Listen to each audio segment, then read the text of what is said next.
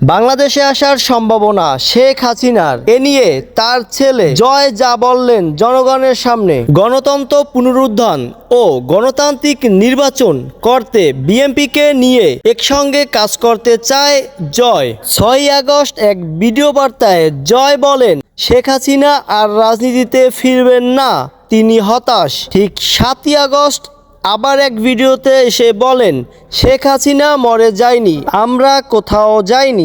8ই August একই রকম বলেন, শেখ হাসিনা দেশে ফিরবেন। প্রতিদিনের ন্যায় 9ই আগস্ট আবার নতুন বার্তা দিলেন জয়, আমি রাজনীতিতে যোগ দিতে চাই।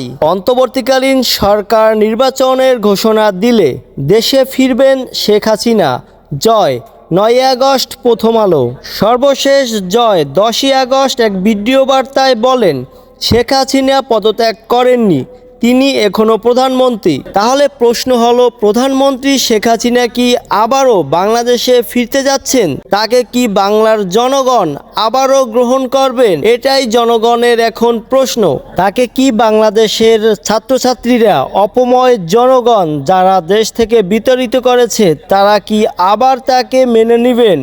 এটাই হলো জানার বিষয়। আপনারা কি শেখ হাসিনাকে আবার বাংলাদেশে দেখতে চান না এটা কমেন্টস করে জানিয়ে দিন।